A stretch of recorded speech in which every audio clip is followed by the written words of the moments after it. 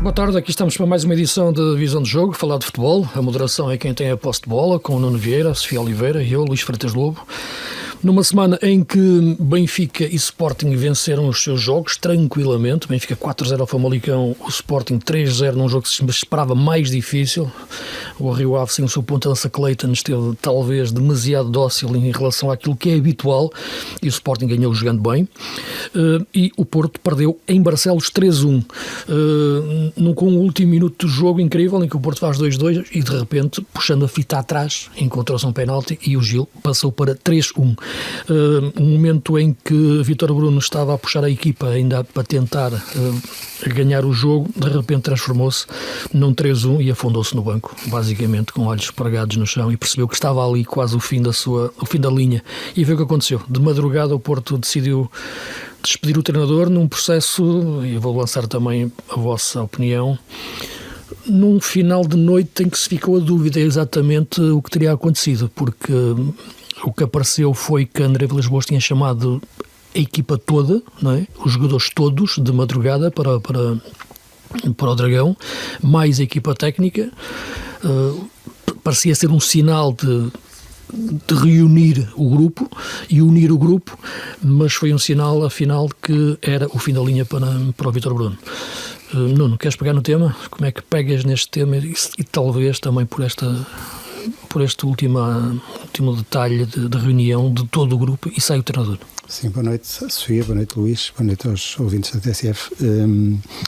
Eu penso que esse lance em que o Gonçalo Borges faz 2-2 e que depois é convertido no 3-1, mesmo que o resultado, que esse golo fosse validado, que o árbitro não tivesse descoberto a infração e que resultou no penalti que permitiu ao Gil Vicente fazer o 3-1, penso que mesmo com os 2-2 a contestação iria ser visível, porque foi muito claro que os adeptos não estavam com o Vítor Bruno, e talvez também não seja exagerado dizer que alguns jogadores, como se percebeu, também não estavam com essa com é que é a questão.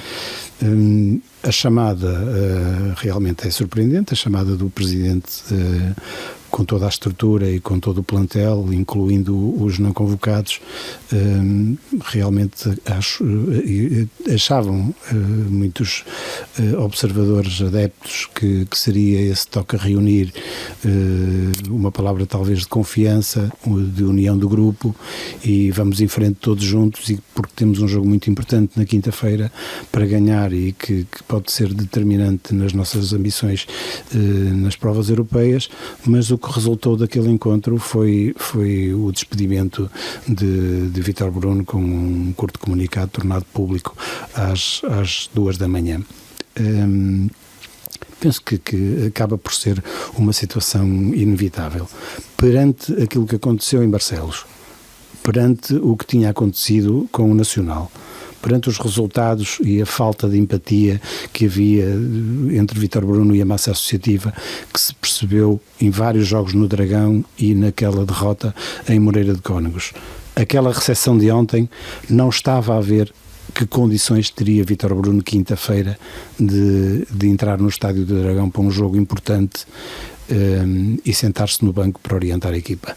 Não havia condições eventualmente até emocionais para o treinador criar os laços que se perceberam que não eram tão firmes como se pensava com os jogadores, e sobretudo com a massa associativa, que evidentemente ia tornar um clima muito adverso para a equipa numa conjuntura em que era importante todos ramarem para o mesmo lado. Ou seja, esta demissão de Vítor Bruno perante os acontecimentos de ontem, eu diria que houve um nevoeiro da choupana, houve um abalo sísmico em Barcelos e houve pelo meio uma tempestade PP, ou seja, estava também comprometido a relação do treinador com os jogadores. E a partir do momento em que há essa ruptura, e que essa ruptura ainda por cima se torna pública, porque o Vítor Bruno comenta na véspera do jogo de Barcelos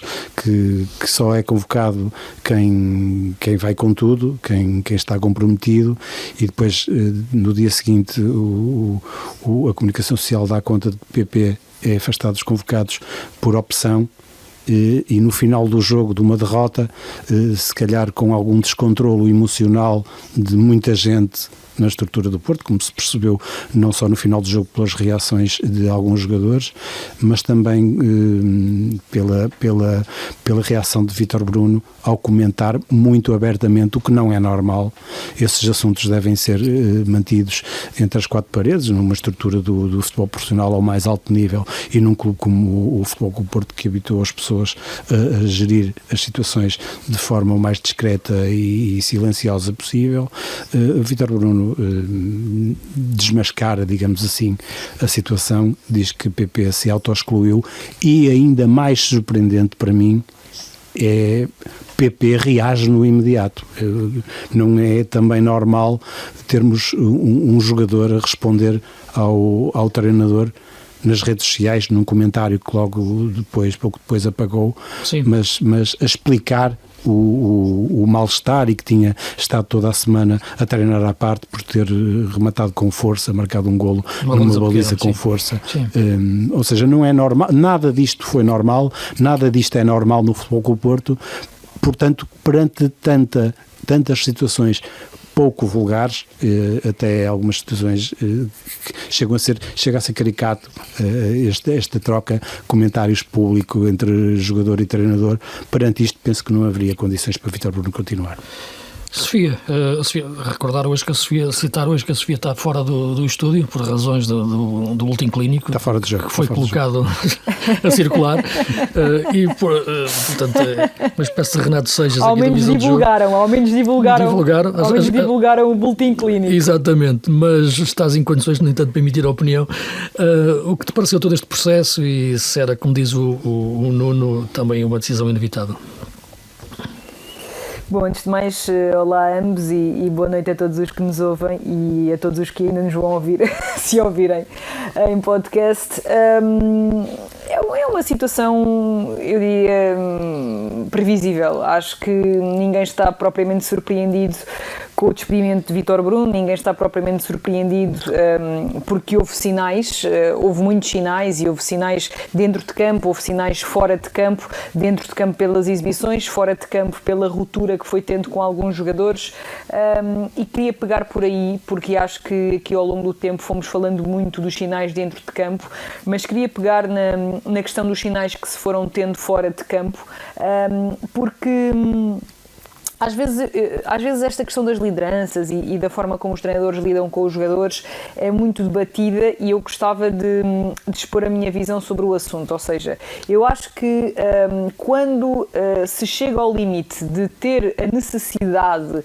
de colocar jogadores à parte, sejam eles o PP, seja o Otávio, seja o Fábio Vieira, seja o Ivan Raime, porque já foram muitos os casos com o Vítor Bruno, de resto também acontecia com Sérgio Conceição, mas com Vítor Bruno isso já aconteceu várias vezes esta temporada. Eu acho que essa também é uma percepção de que a liderança não está a ser a melhor, porque tu, enquanto treinador, também és um gestor de recursos humanos. Tu, enquanto treinador, não queres que este tipo de situações aconteça, e quando tu tens tantas situações destas a acontecer, eu não consigo achar que tudo isto só é culpa dos jogadores, não consigo achar que tudo isto é falta de empenho de jogadores profissionais de futebol que querem jogar todas as semanas. Portanto, quando nós temos um chefe que acha que a forma mais fácil de gerir os seus recursos é colocá-los de parte, é afastá-los do grupo, é dar-lhes uma reprimenda pública, digamos assim, e não protegê-los, como eu acho que faz mais sentido nas lideranças,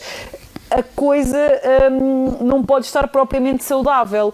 E eu acho que por vezes nunca se olha para este, ou seja, eu acho que se olha pouco para esta possibilidade, que se olha sempre mais para a culpa que tem de recair nos ombros dos jogadores, e eu não tenho a certeza sobre isto, porque eu acho que no limite, se os treinadores sentem essa necessidade, é porque também não são assim tão bons líderes. Quando tu passas tanta vez para o público que os jogadores não estão comprometidos, que os jogadores não se esforçam no treino, que é preciso deixar a pele em campo, então se calhar a tua mensagem também não está a passar como devia, o teu desempenho enquanto treinador não está a ser tão bom quanto aquilo que tu achas que está a ser. E não foi uma vez, não foram duas, foram vários os casos já este ano no Futebol Clube do Porto de jogadores que se afastaram e que foram afastados no caso da equipa. Depois, do ponto de vista do que se foi fazendo dentro de campo, eu acho que este Futebol Clube do Porto teve tempo para, por esta altura, já estar a apresentar um futebol de outro nível. A equipa nunca teve grandes sinais de melhoria. Eu acho que a melhoria que houve no Futebol Clube do Porto foi sobretudo individual e não coletiva. Foi sobretudo quando Vítor Bruno conseguiu tornar mais harmoniosos os jogadores que jogavam entre eles, como por exemplo a entrada de Rodrigo Mora para uma zona do terreno em que estavam a existir muitas decisões erráticas, com Galeno, com PP, com Samu. Então o Rodrigo Mora chegou ali e conseguiu, com o seu brilhantismo, com a sua qualidade técnica, colocar dois jogos mais aceitáveis do Futebol Clube do Porto. Também o próprio Nico Gonzalez, que eleva a capacidade da equipa e quando está em bom plano transcende o que é coletivo, mas do ponto de vista coletivo nós não conseguimos ter 3, 4 jogos em que o Futebol Clube do Porto manteve assim uma exibição que nós pensámos, ok, o Futebol Clube do Porto está a crescer. Eu nunca senti isso genuinamente. E tendo em conta que Vítor Bruno fez a pré-época, tendo em conta que Vítor Bruno já está com estes jogadores há algum tempo, tendo em conta até alguns dos reforços que chegaram, pese embora muitos jogadores importantes tenham saído, como Otávio, Pepe, Evanilson, Taremi, Francisco Conceição, eu acho que mesmo com este plantel, e reforço o que disse no início da época, acho que o mercado do Futebol Clube do Porto é um bom mercado, tendo em conta as situações, a situação financeira do clube. Eu acho que era possível fazer melhor, acho que era possível colocar esta equipa a jogar um futebol mais capaz. Isso não aconteceu e acho que os últimos sintomas já são de uma doença profunda, digamos assim, de cada um para seu lado, muitos jogadores de cabeça perdida, muita desconfiança em termos individuais e coletivos, uma passagem de mensagem que estava a travar ali em algum momento, e portanto perspectivava-se que mais cedo ou mais tarde Vítor Bruno pudesse sair. A minha única dúvida era se o Futebol Clube do Porto tinha condições para despedir Vítor Bruno e ir buscar outro treinador, porque como sabemos o clube está a passar por uma situação muito delicada em termos estruturais, claro. Sim, eu já não consigo nesta fase naturalmente fazer uma análise tática em relação àquilo que são os problemas do Porto, não é? Que era mesmo o jogo da passada jornada frente ao Nacional, já é um jogo que se vê que já está contaminado por algo que ultrapassa aquilo que é uma questão tática da equipa durante várias jornadas e desde o início da época, mesmo na pré-época e depois do início do campeonato já com Samu, a questão do ponta de lança. Acho que sim, concordo que o Porto faz um bom mercado em face daquilo que são as limitações financeiras do clube neste momento, e durante algum tempo falamos bem daquilo que era a questão tática do Porto e do enquadramento de novos jogadores e numa nova ideia de jogo. Por certa altura começámos a perceber que algo de mais estranho se passava para além daquilo que é as quatro linhas, o jogo em si. E esse que se passava além das quatro linhas era a cisão, portanto o fosso que se ia cravando entre o treinador e os jogadores. Eu penso que isso é que de facto acaba por ser o buraco, o espaço onde cai Vítor Bruno. E os últimos 2 jogos são 2 jogos estranhamente sonâmbulos, mosca de sete taticamente a picar os jogadores do Porto. Os jogos que o Porto faz frente ao Nacional e muitos jogadores fizeram no jogo de Barcelos não é normal para o valor que esses jogadores têm. Mas esses sinais já tinham sido demonstrados em jogos anteriores, por exemplo com o Moreirense, jogos contra clubes grandes, os jogos maiores, mais mediáticos, o Porto também tinha falhado. Sim, mas conseguiu ganhar. Ou seja, o Porto nunca conseguiu ser uma equipa cujos sócios, os adeptos, percebiam que entrava em campo e metade do caminho já estava feito, percorrido e que ganharia naturalmente. Sim, portanto, nunca demonstrou essa consistência com o Vítor Bruno. Mas vamos lá ver uma coisa. Eu acho que o jogo em Guimarães, o Porto não conseguiu repetir 2, 3 jogos com uma exibição, por exemplo, como a que fez em Guimarães. Sim, verdade. É essa consistência de que falo. Sim, mas o que eu quero dizer é que Até certo ponto, sim, entendia-se que estava esses sinais, mas encontrávamos razões táticas, abordávamos aqui do ponto de vista de que era estritamente futebolístico o que estava a acontecer. A análise que agora fazemos salta esse campo do estritamente futebolístico para entrarmos num campo de que é da falta de liderança, da falta de empenho de alguns jogadores, da cisão do grupo, da união entre o grupo e a partir daí o partir da corda do que é mais saudável e do que é elementar para uma equipa entrar em campo e um treinador confiar nos jogadores. Já vi muitos treinadores triunfarem sem o apoio dos sócios, com a maior contestação dos sócios. Já vi treinadores triunfarem sem o apoio da direção. Mas sem o grupo nunca viste. Nunca vi. É isso que eu te ia dizer. Nunca vi nenhum treinador triunfar sem o apoio dos jogadores. E este treinador cai não é por não ter o apoio dos adeptos, não é por não ter o apoio dos presidentes, é por não ter o apoio dos jogadores. É a minha opinião claríssima em relação àquilo que aconteceu e o empenho de alguns jogadores em campo. Ver como joga PP, como joga Galeno, como joga alguns jogadores atualmente no Porto, não é normal. E, portanto, nesse sentido, não sei porque é que essa quebra de liderança aconteceu, porque é que aconteceu essa quebra de empatia, de ligação, não sei. Isso tem que ser a estrutura do Porto, que tem que saber e perceber onde é que está o mal para as coisas acontecerem. Porque é muito fácil mandar embora o treinador e imaginar que se manda embora o problema. E não é assim. O problema continua lá dentro. O Porto passa neste momento, eu já o disse várias vezes, independentemente da valoração que se faça das gestões anteriores do Porto ao longo dos 40 anos do antigo presidente Pinto da Costa, o Porto neste momento está numa fase de ruptura cultural em relação àquilo que era no passado. É um clube órfão do ponto de vista genético de cultura de clube. E esta nova direção que entra faz essa ruptura, que admito perfeitamente que fosse necessária, mas faz e vai sofrer as consequências disso, naturalmente. E hoje tem um grupo que não é um grupo Porto, no sentido do passado, de que era um grupo que tinha líderes dentro do balneário e tinha líderes também a partir da estrutura para dentro. Portanto, sem existir essa marca Porto dentro da estrutura, podes criar mais facilmente este tipo de vírus dentro do grupo que nasce agora.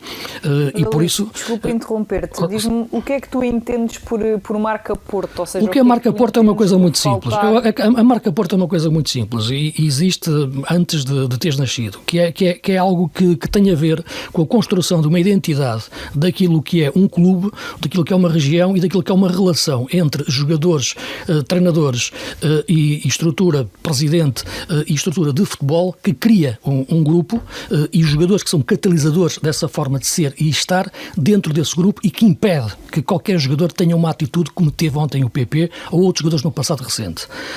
E para além disso, aquilo que é um ciclo competitivo sempre a top. E o que aconteceu no Porto nos últimos, nesta época é exatamente o contrário desse passado. Independentemente de ganhar ou perder, o Porto tinha essa marca de identidade. E, portanto, perdendo essa genética em que o Porto fundou as suas bases de clube ganhador a partir de finais dos anos 70, início dos anos 80 e por aí fora durante 4 décadas, é uma nova era que começa no Porto. E, portanto, os adeptos ainda estão identificados com a era anterior, portanto, que tinha uma forma de reação diferente à derrota. O Porto sempre foi uma equipa que jogou contra o adversário, nunca jogou com o adversário. Portanto, tinha outro tipo de reação a este tipo de situações, inclusive por parte dos jogadores em campo. Alguns jogadores assumiam-se, não vale a pena aqui falar do que foi desde Jorge Costa, desde o Paulinho Santos, desde o Oliveira, desde o Rodolfo, desde tantos jogadores ao longo dos tempos, até chegar até ao último, talvez, ao último elo, que foi o Pepe, e que saiu esta época. E, portanto, a partir desse momento, é isso que eu digo que é um clube geneticamente órfão, porque perdeu a sua gênese neste momento. Tem uma nova era, e, portanto, essa nova era sabia-se que ia ser difícil, que está a ser difícil, e estes passos que iam ser dados, tinham de ser dados com muito cuidado. Tinha de ser um treinador forte, capaz de aguentar, e tinha de ser um grupo de jogadores forte, capaz de entender esta nova era. Nenhuma coisa nem outra existiu, e existe neste momento. E a estrutura do Porto nesta altura... Luís, Sofia, deixa-me só terminar. E a estrutura do Porto neste momento tem elementos que nem conhecem o Porto. O Subizarreta não sabe o que é o Porto. Não tem noção nenhuma do que é o Porto. O André Vilas-Boas, claro que confia no Subizarreta, naquilo que foi o Subizarreta como diretor que ele terá coincidido bem no Marselha, mas não é o que o Porto precisa, na minha opinião. E a mesma coisa posso dizer em relação àquilo que pode ser, e é, sem dúvida nenhuma, o Jorge Costa como sentir o Porto, mas outra coisa o Jorge Costa como diretor. Portanto, o Porto neste momento necessita de uma refundação forte interior. E, portanto, quando tens um treinador fraco como líder e tens um grupo de jogadores que mina o treinador, isto ia acontecer. E aconteceu de uma forma implacável. E neste momento, claro que a equipa que entrou em campo ontem percebeu-se que fez bem a porta de saída do treinador. Portanto, é aquilo que me pareceu e o Presidente acaba por tomar esta decisão que era inevitável em face a tudo aquilo que achava previsível acontecer neste novo ciclo do Porto. Diz-se. Eu percebo tudo o que dizes, sinceramente. Acho que explicaste totalmente a tua ideia. Eu só não sei se concordo, porque a questão aqui é, nós não podemos colocar, ou pelo menos acho eu que não devemos colocar a questão da identidade, que não sei bem, ou seja, não sei se, essa parte não sei se percebi bem, porque o ano passado eu lembro-me de várias exibições medíocres do futebol. Eu não estou a falar do ano passado. O ano passado é uma coisa, não interessa para nada em relação àquilo que são 40 anos de história do Porto e daquilo que é uma construção de uma identidade. A época passada é uma migalha na história. Portanto, o que eu te quero dizer é uma forma de ser dentro daquele clube que mudou completamente em relação a esta época. O Porto já fez exibições, há 20 anos o Porto também ficou 3 anos sem ganhar e depois foi campeão europeu na época seguinte. Portanto, teve treinadores como o Otávio, teve treinadores... Mas não se perdeu nunca, nunca se perdeu, foi essa noção exatamente de como é que se reconstruía. E esta questão é que neste momento está em debate, que eu acho que é mais um problema de clube do que equipa. É isso que é onde eu quero chegar. Mas eu não sei se a linha que o Futebol Clube do Porto estava a seguir era a linha mais correta, sinceramente. Não era, mas Sofia, repara, vê se me entendes, desculpa, para tentar explicar, porque passo de não estar a explicar bem. Não era a mais correta e era necessário criar essa ruptura. Mas os perigos dessa ruptura eram evidentes. Porque isso partir essa corda que existia, de uma liderança, treinador, de uma liderança estrutura. Sim, e de uma liderança jogadores. Os jogadores hoje são diferentes e o treinador é diferente, como o Porto nunca teve. Sim, mas os jogadores são diferentes e o treinador é diferente muito por culpa do quão minada ficou essa identidade por culpa das pessoas que lá estiveram. Sem dúvida. Por isso é que eu te digo que a ruptura era necessária. Repara, por isso é que eu te digo que essa ruptura é necessária. Repara, se me entendes, eu não estou a dizer que não devesse ser feita essa ruptura. Tinha que ser feita, mas os perigos dela ser feita sem os cuidados certos do que pudesse acontecer é que eu acho que não foi acautelado. E isso, porque não é normal. Não é normal ter um grupo de jogadores a ter estas reações dentro do Porto. Não é normal. Não lembro na história do Porto de ver jogadores contra um treinador desta maneira. Nem me lembro de ver um treinador tão frágil em relação ao grupo e depois ter esta comunicação pública sem a proteção da direção. Nunca vi. Mas diz, desculpa. Luís, o Sérgio Conceição muitas vezes também ia para as conferências e rasgava tudo e todos de cima a baixo, desde os vários departamentos, como ficou famoso, até outros jogadores que ele colocou de parte. Houve várias vezes isso a acontecer no Futebol Clube do Porto de Sérgio Conceição. Portanto, mas o Sérgio tinha liderança em relação ao grupo. Pois tinha, mas tinha porque ganhava. Não, teve muito. Mas quantas vezes perdeu também? Quantas vezes o Porto perdeu? Tu próprio disseste que o Porto, na época passada, ficou em terceiro lugar e ficou a tantos pontos de distância. Verdade, mas ele ganhou muito, muito tempo e ganhou um crédito que o Vítor Bruno nunca teve. O Vítor Bruno, já para não falar da forma como ele consegue chegar a treinador do Futebol Clube do Porto e toda a novela que se gerou em torno disso, não é o mesmo perfil de pessoa, não é a mesma história, não ganhou sequer um terço do que Sérgio Conceição ganhou em termos de créditos e em termos de estatuto, e então eu acho que era muito mais fácil para o Vítor Bruno não manter esta liderança tão ditatorial, quase, como ele tentou empregar aqui um bocadinho à imagem do que fazia Sérgio Conceição, mas foi por aí que ele quis ir, porque se calhar é por aí que está a sua noção de liderança. Só que eu acho que para tu teres esta liderança, no mínimo tens de ser mais competente enquanto treinador, e eu acho que há aqui muitas lacunas de Vítor Bruno ainda enquanto treinador, muita falta de estatuto, porque lá está, não tinha vencido nada até agora enquanto treinador principal do Futebol Clube do Porto, e portanto é muito mais difícil imprimires uma liderança deste género quando os jogadores olham para ti e pensam assim, mas não vou dizer quem és tu, mas não é a mesma coisa, do outro lado não está a mesma figura, e portanto eu acho que a liderança dele não o foi ajudando a ganhar empatia junto das pessoas. Exato, que têm de acreditar nele, sobretudo os jogadores. Sofia, desculpa, só uma coisa, quando puderes, dá só tentar afastar um pouco do microfone porque está aqui um batimento aqui que eu penso que tem a ver deve com ser isso. por causa do micro. Sim, exato, certo. Vou tentar. falamos sobre isso.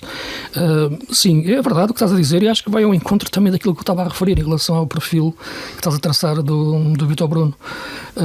Nuno, queres acrescentar alguma coisa em relação a este assunto?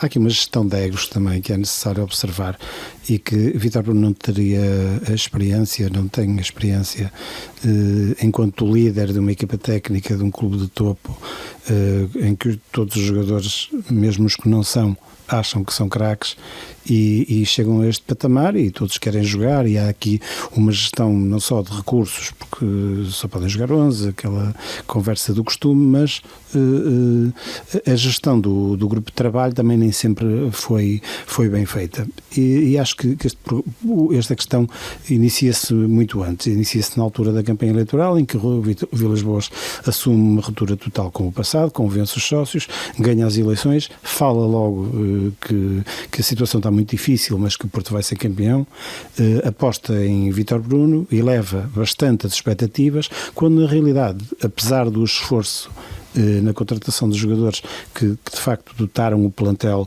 de alguns argumentos interessantes, alguns jogadores que foram contratados têm valia, mas não esquecendo que também saíram elementos muito importantes e que hoje em dia se percebe, como o caso que mencionaste, Pep, na questão da liderança, acaba por ter uma influência tremenda nisso, e acho que Vítor Bruno não conseguiu abraçar todo este conjunto de emoções que lhe colocaram em cima da mesa de trabalho e acabou por não ter o plantel com ele, acabou por não criar uma relação de empatia com os adeptos, acabou por não ter uma gestão de comunicação também muito eficaz e acabou por também não conseguir gerir algumas situações que fogem aquilo que é o perfil marca Porto, como tu dizias, porque se não vejamos ontem, estamos todos de acordo que Gonçalo Borges foi o melhor jogador do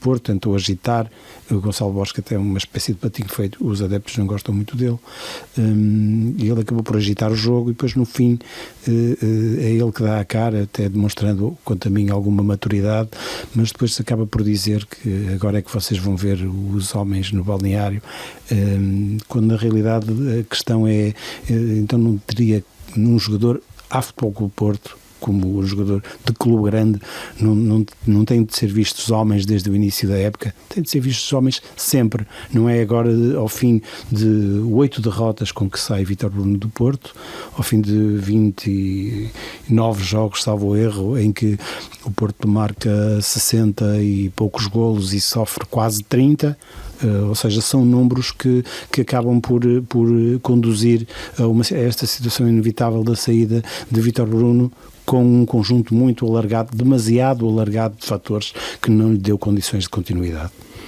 Por muito que, e nós estamos todos de acordo, por muito que, desculpa Sofia, por muito que Vítor Bruno tenha sem dúvida culpa também num conjunto de decisões, porque ele era o líder máximo do grupo, portanto teria de ter gerido de outra forma e não foi por falta de aviso. Diz, Sofia, força.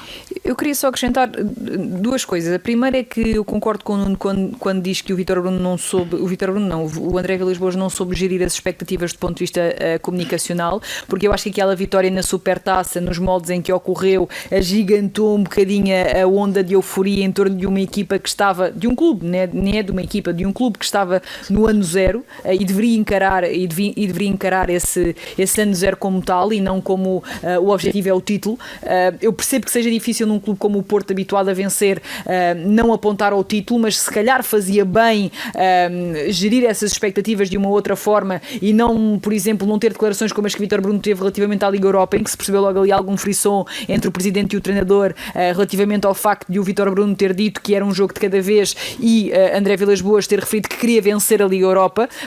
Claramente parecia que estavam em realidades distintas e eu acho que André Vilas Boas nunca soube equilibrar muito bem a história do Porto e a atual história do Porto, que são histórias completamente diferentes. E depois o outro ponto é, eu acho que esta nova era, digamos assim, não é uma nova era que que queira mudar a identidade do Porto. Eu acho que é uma nova era que quer acabar com o quão mal se estava a fazer ao Porto e como a auditoria acabou por apresentar. É uma nova era que quer acabar com as regalias que os Super Dragões tinham dentro do clube. É uma nova era que quer acabar com as pessoas que andavam, ao invés de servir o clube, que se andavam a aproveitar do clube. Acho que é uma nova era que quer fazer todas essas coisas, mas não quer romper com aquela identidade que faz com que o Futebol Clube Porto tenha características muito especiais. Agora sim, quer romper com toda a identidade que deixou pouquíssimo dinheiro nos cofres do clube. Isso acredito que queira romper. E eu tenho ouvido muito dizer-se que esta direção anda à caça das bruxas.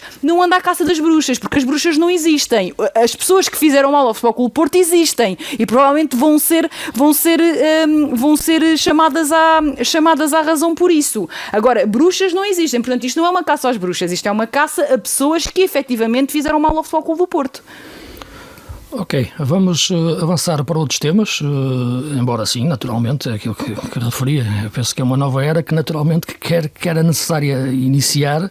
O que eu estou a referir é aquilo que havia sempre o risco de cortar com aquilo que era geneticamente o Porto, não com esse tipo de práticas, naturalmente que teriam que ser cortadas e urgentemente, isso é evidente. Agora, não vou reduzir a história do Porto aos últimos 7, 8, 9, 10 anos, estou a olhar para aquilo que é uma identidade e uma forma de ser e estar, portanto, diferente, naturalmente, de todos esses atos que são mais matéria de política do que debate futebolístico neste momento. O Sporting vence bem o Rio Ave e mantém o primeiro lugar. O Benfica vence bem o Famalicão. Neste momento e nestes dois jogos, e falando de futebol mesmo, que é o mais importante, temos visto a revelação Sheldrup a aparecer no Benfica e vimos o Sporting, não digo a adaptar, mas a jogar com Debast de forma convicta a médio e a jogar bem a médio. E o Rui Borges explicou que queria que ele jogasse a médio para construir, porque muitas vezes quando se vê um central passar para médio é para ser um elemento mais defensivo ou fechar mais ali em zona de contenção. Não, foi para dar mais zona de construção e o Debast de facto refletiu-se também num jogo em que não foi muito sujeito à agressividade do adversário, nem de bolas divididas, portanto foi um jogo em que ele pôde jogar de cadeira com a qualidade de passe. E do lado do Benfica, aquilo que é Sheldrup neste momento na equipa. São as duas formas que eu olho para estes dois jogos, em que quer Famalicão, quer Rio Ave ficaram muito curtos. Nuno, que te pareceu? Como é que vês estes dois jogos? Começando pelo Sporting, o Debast, a aposta no Debast como médio, esse tal médio de construção, de procurar espaço na frente, acho que resultou. Aliás, Ruben Amorim já tinha elogiado diversas vezes algumas características de Debast que o público ainda não tinha tido a oportunidade de ver. E, de facto, esta adaptação de Debast no meio-campo, não como um elemento de equilíbrios defensivos, mas sim um jogador com liberdade para alguma criação, acho que acabou por ser bem correspondida pelo jogador num jogo que foi inesperadamente fácil, porque ninguém contaria com tão fraca réplica do Rio Ave, que é uma equipa que já não perdia em casa há muitos jogos e que as equipas de Petit têm uma matriz de jogo que normalmente complicam bastante a tarefa dos adversários, nomeadamente mesmo com clubes grandes, e o Sporting acaba até por poupar Gyökeres, a sua grande estrela, acaba por colocar Arder, que fez um mau jogo em matéria de finalização, mas fez um jogo muito esforçado e muito dedicado e que talvez merecesse melhor sorte e talvez não tanta precipitação na finalização. Penso que Arder é um jogador ainda muito jovem e terá ainda algum caminho para percorrer, mas penso que essa maturidade na zona de finalização, na hora de rematar a baliza, escolher o timing da decisão, acho que é um aspecto ainda a melhorar. Mas foi um jogo sem dúvida muito bem conseguido, que também ajuda muito entrar logo a ganhar. Ainda por cima com um autogolo que acaba por, quer se queira quer não, destabilizar a equipa que o sofre. Destacaria também aqui Kenda, que que cada vez mais emerge como um jogador muito importante no Sporting. Com 17 anos já tem todo aquele futebol e demonstra tanta qualidade nos espaços, mesmo procurando espaços por dentro, e acaba por ser uma exibição boa, uma vitória claríssima. Deu até para poupar Gyökeres para um jogo importante como o Sporting vai ter agora na Liga dos Campeões com o Red Bull Leipzig, e acaba por ser também mais uma injeção de confiança numa altura importante da época em que vira para a segunda volta. Relativamente ao Benfica, realmente Sheldrup passa de praticamente dispensado a estrela da companhia, que é um fenómeno que às vezes ocorre em várias equipas de futebol. Mas vocês veem que isto aconteceu de forma preparada ou ver que aconteceu um pouco por acaso? O Bruno Lage fala muito o Bruno Lage fala muito de que prepara os jogadores para entrarem no momento certo, mas muito honestamente eu acho que ele se limitou ele teve uma oportunidade e aproveitou-a muito bem. Se calhar talvez a justificasse mais cedo. Pelo que ele tem jogado e demonstrado, a importância que ele tem na equipa, também não estava à espera que saísse Aktürkoğlu no momento mais exuberante do percurso dele no Benfica, mas a verdade é que quando Sheldrup teve a oportunidade, mostrou, aproveitou a oportunidade e faz a diferença. É neste momento, diria, o avançado do Benfica que faz a diferença. Di Maria tem as suas características muito especiais, mas neste momento o jogador mais exuberante do Benfica é Sheldrup. Sofia, como é que viste estes dois jogos neste momento em relação a esta eclosão de Sheldrup? E tenta aquilo que te pedia de não aproximar tanto o microfone. Ok, relativamente, deixa-me só começar aqui pelo trabalho do Hugo Oliveira, que eu sei que é relativamente recente, e do Petit, que também entrou há pouco tempo no clube. Eu acho que tanto Famalicão como Rio Ave são equipas que têm plantel para fazer muito melhor do que apresentaram tanto contra o Benfica como frente ao Sporting. Acho que as réplicas foram muito, muito curtas e de pouca qualidade, e eu acho sinceramente que ambos os clubes têm qualidade de matéria-prima para apresentar mais capacidade de se baterem contra os grandes, embora saibamos do fosso que existe entre os grandes e os outros. Funilando aqui um bocadinho na questão do Sporting, é verdade que o Debassi tem organização defensiva, jogava ao lado do Yulman, mas para construir ele baixava para junto do Gonçalo Inácio, sim, formava praticamente uma linha de 3, portanto... Exatamente, portanto nem sequer saiu muito das zonas em que está acostumado a estar com bola. Sem bola teve outras missões e acho que as cumpriu muito bem.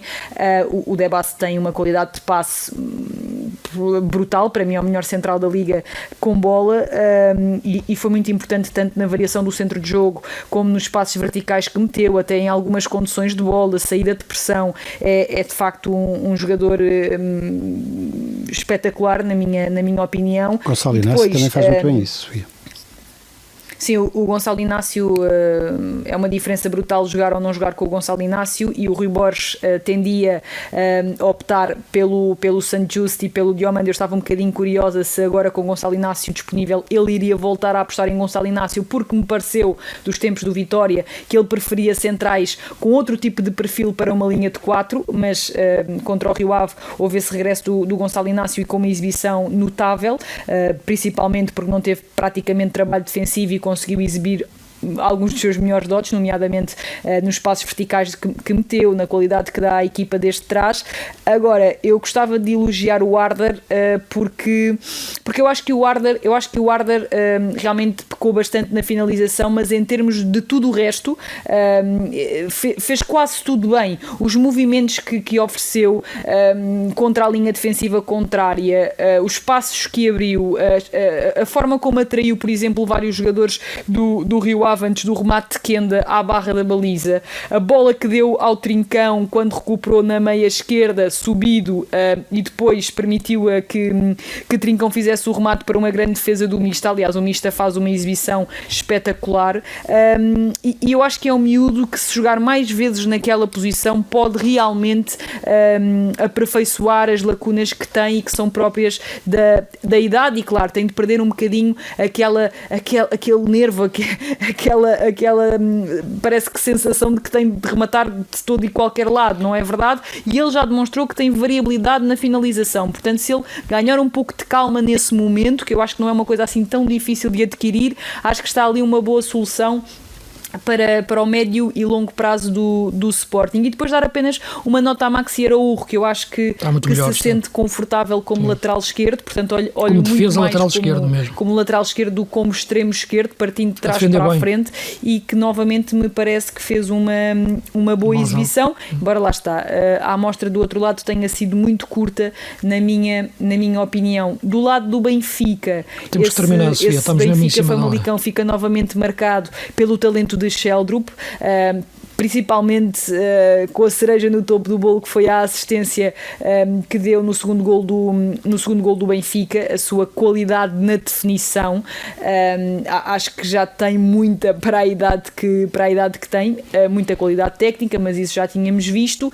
E depois, relativamente à questão Aktürk Sheldrup, é verdade que o Aktürk, quando chega ao Benfica, tem um período absolutamente surreal no que diz respeito à sua relação com a baliza e à forma como foi somando golos atrás de golos com uma facilidade anormal, mas ele já vinha fazendo péssimas exibições muito antes do Sheldrup entrar na equipa, e a verdade é que quem era a segunda opção para Bruno Lage era Best, não era Sheldrup. Portanto, acho mais uma lenga-lenga esta questão do Bruno Lage, da preparação e do momento certo para o jogador entrar na equipa, do que propriamente acredito na existência de um plano por parte de Bruno Lage relativamente ao jogador norueguês.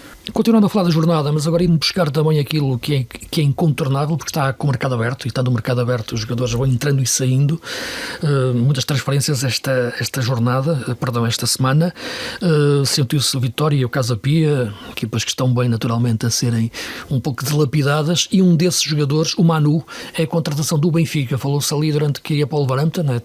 parecia fechado, e é uma contratação do Benfica.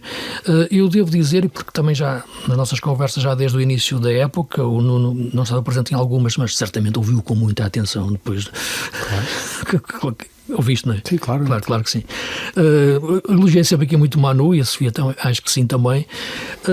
Eu acho que é uma boa contratação do Benfica, independentemente da questão dos valores que estão envolvidos, mas acho que é um jogador que podemos agora avaliar, e também pedia para vocês também fazerem isso, se o Benfica é o jogador que o Benfica precisa, para a posição que precisa, mas é um jogador que tem um potencial enorme, qualidade de passe, visão de jogo, faz bem a posição 6, ele, aliás, de raiz também jogou como central antes, quer na formação do Vitória, e também com chegada à frente. Acho que é uma boa contratação do Benfica dentro do mercado interno, que às vezes não é tão visto assim, olha-se mais facilmente para o mercado do sub-21 brasileiro, argentino, nórdico, e às vezes descura-se muito o nosso mercado interno e gasta dinheiro internamente, e acho que isto aqui é uma boa contratação. Eu penso que o Manu é um jogador um pouco à imagem do seu pai, mas o Jorge Silva, que jogou tens que dizer quem é o pai, para o ouvinte TSF, que estás a falar anos 90, talvez, anos 90. Lembras-te bem, Sofia, certeza, estás a ver, pronto. Completamente, aliás, eu sei perfeitamente do que é que vocês estão a falar. O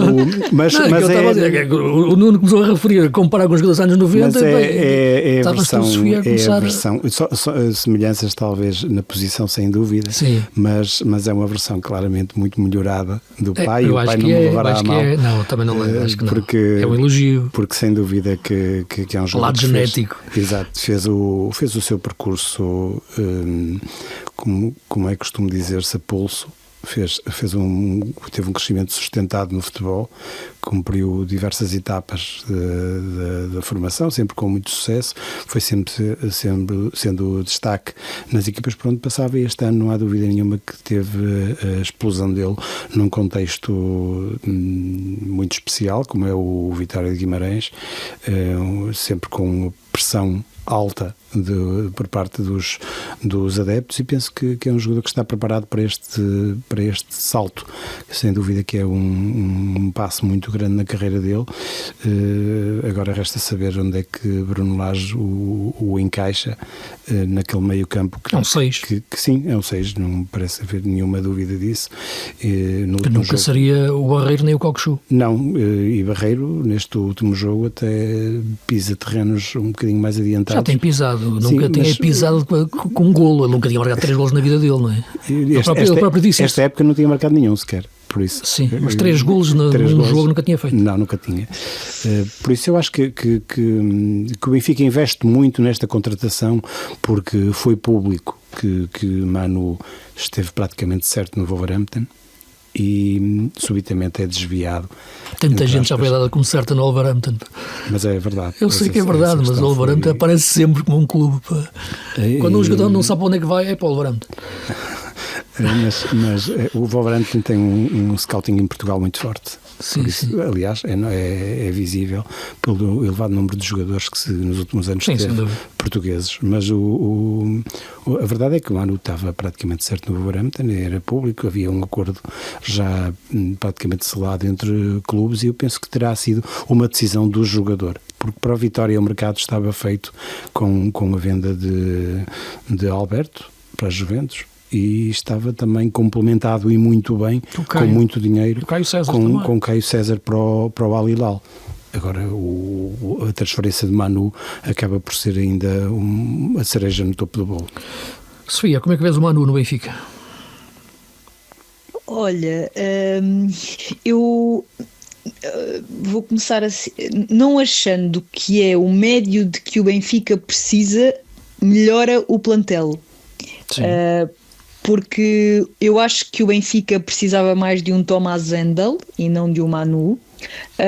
Mas acho que o Manu é hoje melhor jogador do que o Florentino, portanto fazendo aqui uma troca direta, o Manu é incrível sem bola, não terá talvez a subtileza do Florentino, é um jogador mais impetuoso. O Florentino é um jogador que, para o tipo de jogador que é, para o perfil que tem, não faz assim tantas faltas e posiciona-se muito bem, tem no seu posicionamento quiçá uma das suas melhores virtudes, e portanto não o vemos com aqueles carrinhos desmedidos, não, ele posiciona-se muito bem. O Manu já não é tão inteligente nesse momento, mas é igualmente competitivo, é um animal competitivo, como se costuma dizer, e portanto cobre um raio de ação muito alargado, e também tem muitos desarmes e sabe ir ao duelo, sabe utilizar o corpo para ganhar vantagem sobre o adversário, não é tão subtil como o Florentino, é muito mais impetuoso. Mas porquê é que estavas a falar da questão do Tomás Hendel?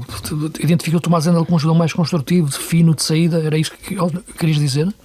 O Tomás Hendel é melhor, primeiro é um médio de origem, o Manu é um central, e o Tomás Hendel é um gestor de ritmos do jogo, o Manu não é. O Tomás Hendel é o jogador que guarda a bola quando é preciso guardá-la, parece que a esconde e depois liberta quando tem de a libertar, faz o passe para o lado quando tem de fazer, o passe para a frente quando tem de fazer, é um jogador taticamente quase irrepreensível. Sim, eu concordo contigo, aliás já falei isso muitas vezes do Hendel. Eu acho que o que aconteceu é que o Hendel, enfim, conheço-o por acaso e é um miúdo impecável, até com uma consciência daquilo que é a carreira, mas estagnou um pouco ali num período competitivo, digamos, desta época. Eu acho que ele precisava deste salto, aliás, falava-se muito do interesse de outros clubes. Eu acho que ele tivesse mantido o crescimento de competitivo, de qualidade, e dentro de outras variantes do jogo, aliás, ele perdeu o lugar no Vitória, passou a jogar Manu, não é? E a ideia eu do jogo até achava mudou. que essa perda de lugar tinha que ver com a saída do Hendel, porque se falava muito de uma possível saída para o Porto, até para fora, e até pensei que isso poderia estar relacionado com isso, porque são jogadores de um perfil muito distinto. Sentiu-se o jogador a estagnar, porque eu sei, dentro da estrutura do Vitória sentiram que o jogador estava a estagnar e o Manu cresceu. Isto é, à medida que o Hendel encolheu um pouco o seu rendimento, a do Manu cresceu muito. E sempre mas seja como for, concordamos que são jogadores de perfil diferente. Sim, ou seja, mesmo que o Manu tenha crescido, acho que é um belíssimo jogador. Acho que a minha única questão aqui é que dos eu não ritmos sei de jogo, dos tempos de jogo, regir os tempos de jogo, não faz como o Andal, não, mas tem qualidade de passe, tem sentido posicional. Eu acho que é um bom jogador, acho que é completo a esse nível. Não vejo assim uma diferença tão grande. Eu vejo muito essa diferença, mas lá está, eu respeito quem não veja. Eu acho que o Benfica acho que a evolução do Manu, ao princípio via muito essa diferença, mas nesta altura eu vejo o Manu a crescer muito a esse nível, sabes?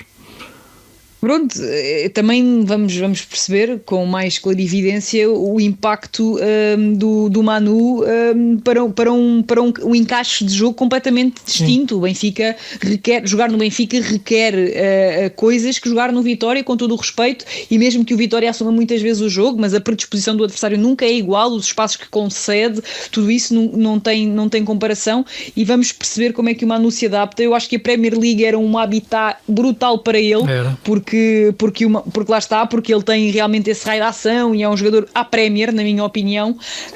Agora, para o que o Benfica necessitava, que eu acho que necessitava sobretudo de um médio que soubesse quando acelerar o jogo, quando pausar o jogo, quando manter a bola, quando meter o passe, eu acho que isso o Manu não oferece, mas oferece outras coisas, e volto a dizer, acho que não sendo o médio que o Benfica precisa, na minha ótica, melhora o plantel do Benfica. Dentro da equipa do Sporting, daquilo que está a ser o mercado, Nuno, olhamos para a equipa, eu acho que o mercado do Sporting tem que ser recuperar o Pote, né? Se o Pote voltar, joga a 10, vai ter que comprar à direita, sai o Catamo. Vocês concordam comigo? Sim, Paulo. Parece-me que será a opção mais natural, e acho que também é bem visível. Do que ainda não se mexe. Sim, acho que não. Perante as últimas exibições, como ainda se viu em Vila de Conde, acho que não é um jogador intocável no 11. Lateral direito. Parece-me ser essa a grande prioridade. Aliás, é público que o Sporting tentou e esteve muito perto de contratar Alberto ao Vitória, e também terá estado muito perto de contratar o lateral do Levante, que aparentemente foi desviado para o Aston Villa. Portanto, e resolve um problema na baliza com o Rui Silva, não? Eu acho que, embora o Rui Silva... Este jogo não foi o melhor exemplo, como é evidente, não teve trabalho nenhum, mas é um guarda-redes completo, é um guarda-redes com experiência de Liga Espanhola, jogou vários anos ao mais alto nível no Betis, jogou competições europeias, está no topo da sua maturidade competitiva enquanto guarda-redes. Portanto, parece-me que ter resolvido um problema no campeonato, porque Rui Silva penso que não pode jogar nas competições europeias, pelo menos nesta fase. Será Franco Israel, em princípio ele. Sim, à partida, Franco Israel também habituado no ano passado a viver na sombra da equipa do Sporting, penso que também não acusará psicologicamente o facto de ter sido afastado da equipa e ter percebido. Acho que foi fácil.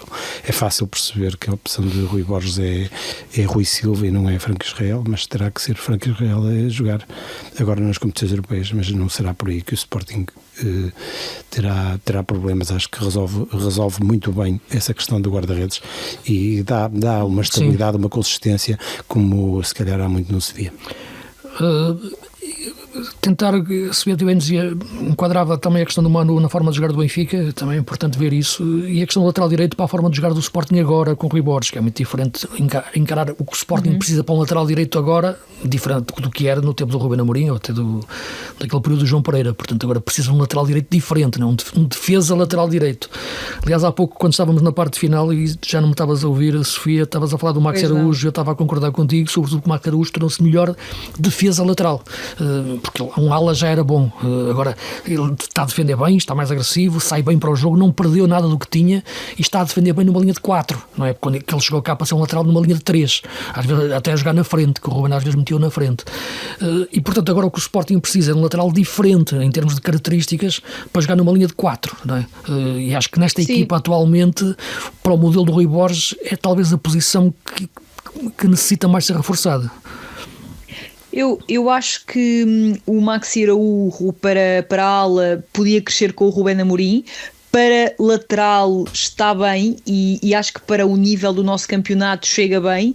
Para extremo acho curto e era a extremo que o Rui Borges muitas vezes o estava a utilizar e eu estava a achar curto para o que o Sporting precisava, e até porque me parece que é um jogador que se sente muito mais confortável embalando de trás para a frente, tendo em conta os espaços que não tem, do que propriamente já partindo muitas vezes de zonas adiantadas. Ele tem muita capacidade de cavalgar metros e de tirar adversários jogadores da frente, tem de melhorar na definição, tem mesmo de melhorar na definição, não sei se vai ou não fazê-lo, mas acho que se conseguir fazê-lo sobe vários níveis. E em relação à posição que eu acho que está mais carenciada no Sporting, acho que é de extremo, e não a de lateral direito. Porquê? Porque não há Edwards, parece que extremo direito, ou então um extremo destro que possa jogar à esquerda. Sim, o pé trocado, sim. Exatamente, porque o Edwards já está arriscado. Parece-me claro que será muito difícil o Edwards voltar a integrar os trabalhos com o plantel. E o Pote tem esta lesão, mas mesmo que o Pote não estivesse lesionado, há Trincão, há Kenda, há Pote, há Jenny, mas não há um jogador que possa fazer, por exemplo, a posição do Pote com o pé direito, permitindo ao Pote, por exemplo, eventualmente passar para zonas mais interiores. Por exemplo, jogar nessa posição de médio, terceiro médio, como joga. Mas tu não achas que pode, desculpa Sofia, tu não achas que pode, e, enfim, estava a ver o jogo com o Rio Ave e a partir de certo momento, eu estava a comentar o jogo, mas a partir de certo momento já não havia muito para comentar, era mais para olhar e pensar em coisas diferentes, não é? Coisas diferentes dentro do jogo, naturalmente. E via que o Trincão era o jogador que está mais fora neste momento deste enquadramento tático do Sporting, sem eu querer tirá-lo da equipa. E imaginava, agora o Pote volta, para onde é que vai jogar? Não vai para o duplo pivô, não vai para uma faixa. Jogará no lugar do Trincão, ou no espaço onde o Trincão está a jogar, ali um pouco entre linhas atrás do Jokers. Embora o Trincão perdeu a influência que tinha na equipa, que tinha no sistema anterior, no modelo anterior, e agora tem menos, poder ser o Trincão a cair um pouco mais de fora para dentro na direita e o Pote ocupar mesmo uma posição central. Agora o Pote vai ter que jogar de forma diferente naquela posição 10, se é que existe a posição 10, mas vocês o espaço que está a pisar diferente daquele espaço interior direita ou interior esquerda onde jogava numa dupla de segundos avançados, não é? Portanto será uma forma diferente de jogar com os mesmos jogadores. É que não é só os jogadores regressarem, como estão a falar, é que os jogadores vão regressarem para um modelo de jogo diferente. Sim, eu acho que o Pote é o jogador mais inteligente para jogar numa posição em que se possa sentir menos confortável e, portanto, nesse sentido eu colocaria o Pote a fazer o lugar que estava a ser feito por Kenda, mas porque eu acho que o Pote é tão inteligente taticamente que mesmo se estiver a fazer uma missão que não lhe é tão favorável, ele vai conseguir interpretá-la bem, mesmo que não execute sempre brilhantemente, ele vai conseguir interpretá-la bem. E eu até acho possível, eventualmente, que o Kenda passe para a posição que está a ser feita pelo Trincão e o Trincão se permaneça como elemento mais adiantado do meio campo, digamos assim. E onde é que metes o Pote aí? Metes na esquerda? Na esquerda, exatamente. O Pote, a maior parte do tempo, com o Ruben Amorim, eu percebo o que estás a dizer. Na meia esquerda. Com o Ruben Amorim, sim. Sim, para poder usar o seu pé direito, lá está. Mas num sistema diferente, lá está. Aqui o Rui Borges quer extremos mesmo, quer velocidade, não é? E por isso o Kenda, não é? Mas se reparares, o Nuno Santos também fazia várias vezes aquela posição no Vitória e não é propriamente um extremo, é mais um médio ofensivo. Sim, mas aí... Portanto, eu não descarto essa hipótese. Sim, o Nuno Santos fazia isso bem, vinha dentro, mesmo no sistema A3 já fazia isso. Sim, poderá ser uma hipótese, embora o Vitória era uma equipa, não é uma equipa grande no sentido de jogar como o Sporting, de ir para cima do adversário, necessitava ter mais médios, não é? O Sporting não, precisa mais de um extremo, acho que, aliás... Mas não descarta a hipótese do Pote jogar a médio mais adiantado, atenção. Porque eu acho que o grande triunfo do Rui Borges até agora foi aquele jogo com o Benfica, e surpreendeu o Benfica quando meteu o Katami e o Kenda como extremos, não é? E aí o Benfica na primeira parte não sabia o que estava a acontecer. O que é que achas, Nuno? Acho que o regresso do Pote é o menor dos problemas do Ruben. Não, aqui não é um problema, estamos a tentar encaixá-lo. Pelo contrário, não é um problema. Acho que vai encaixar, seja em que posição for. Vocês deram aqui algumas ideias, se calhar o Rui Borges está a ouvir e vai tirou seguramente os apontamentos. Não, fará uma das sugestões que foram aqui apresentadas e penso que vai claramente acrescentar. Aguardo com alguma expectativa perceber de facto onde vai encaixar Pote e em que situação, por exemplo, vai ficar Trincão, que ainda não me parece que saia da equipa.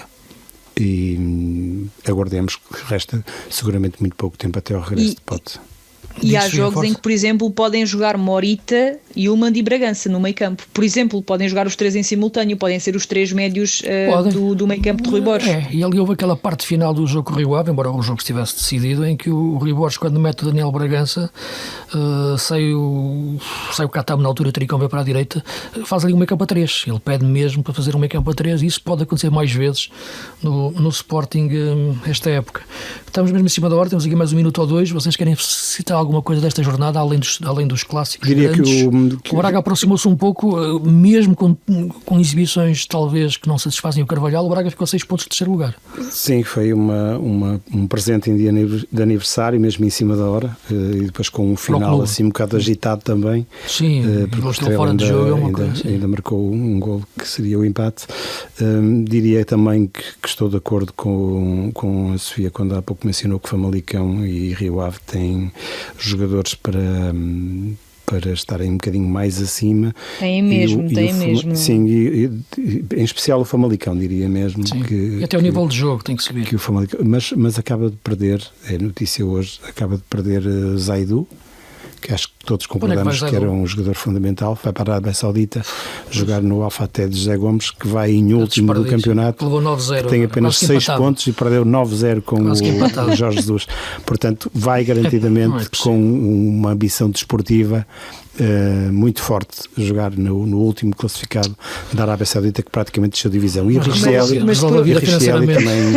Richelli também sai para a China. Por isso também será uma baixa importante. O Richelli já estava a jogar menos vezes. E no ano passado já esteve muito perto de sair para a Rússia, acabou por cair essa transferência. Ou seja, o Famalicão precisa de rapidamente reapetrechar com esses dois elementos que acho que eram importantes. Sofia, tens alguma nota? Tenho gostado de ver o Estoril, está a crescer bastante rendimento. Tu que falavas do Ian Castro, às vezes, acho que está-te a convencer mais, não? Sem dúvida, até porque lá está, acho que está cada vez mais consciente das mais-valias do plantel que tem.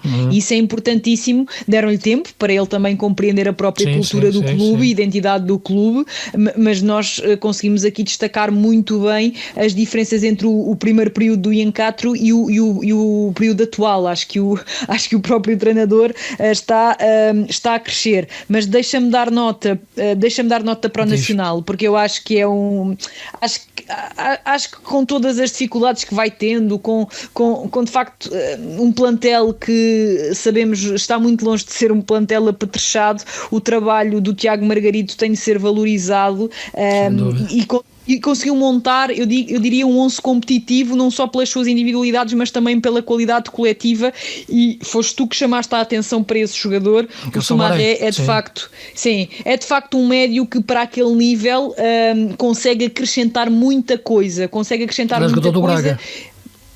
Exatamente, está emprestado, não é? Ao Nacional. Sim. E portanto eu acho que o Nacional tem que ter aqui, ou seja, tem de haver mérito aqui do treinador também para aquilo que o Nacional está a conseguir, uma vez que já deram a maior parte das notas da nossa liga. Dar nota do possível regresso do Neymar ao Santos, porque se isso acontecer, Luís, está aqui prometido que eu vejo o Brasileirão. Mesmo com o Neymar com uma perna só, não é?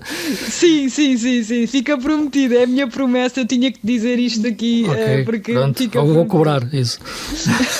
Acho que essa transferência, ao contrário de Pote, que é o menor dos problemas para Rui Borges, o Neymar se calhar vai ser um problema para Pedro Caixinha.